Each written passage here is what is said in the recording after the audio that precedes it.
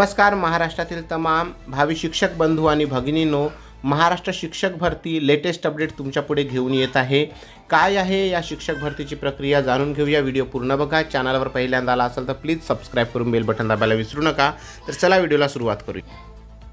बंधूंनो, पवित्र प्रणाली अंतर्गत पवित्र पोर्टल सिस्टीम शिक्षक अभियोग्यता व बुद्धिमत्ता चाचणी 2022 teacher aptitude and intelligent test 2022 नुसार शिक्षक पदभरती प्रक्रियेतील मुलाखतीसह पदभरतीमध्ये व्यवस्थापननिहाय गुणवत्ता यादी प्रसिद्ध करण्यात आली आहे। त्यात 1096 व्यवस्थापनातील 4879 पदासाठी 7805 उमेदवारांची त्यांनी निवड केलेल्या प्राधान्यक्रमातील कमाल 10 प्राधान्यक्रमासाठी शिफारस करण्यात आली आहे। आता संबंधित उमेदवाराची मुलाखत आणि अध्यापन कौशल्य चाचणी शिक्षण संस्थेकडून घेऊन निवड केली जाणार आहे।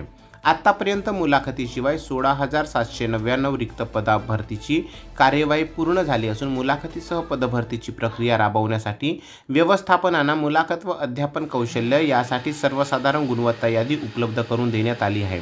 मुलाखतीसह पदभरती प्रक्रियेत एकसूत्रता आणण्यासाठी उमेदवाराचे वस्तुनिष्ठ मूल्यमापन होण्यासाठी मानक कार्यपद्धती SOP तयार करण्यात आली आहे। त्यात मुलाखत आणि अध्यापन कौशल्यासाठी 30 गुणांची तरतूद करण्यात आली आहे।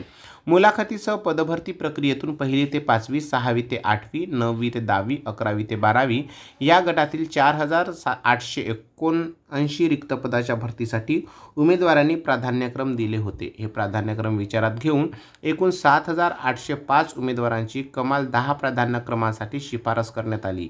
विविध कारणास्तव 11 शिक्षण संस्थांच्या 43 पदांसाठी उमेदवारांची मुलाखत आणि अध्यापन कौशल्यासाठी शिफारस केली जाणार नाहीत। संबंधित संस्थातील कमी होत असलेल्या रिक्त पदांची माहिती पवित्र संकेतस्थळावर देण्यात येणार आहे, असे प्रसिद्धी पत्रकात म्हटले आहे।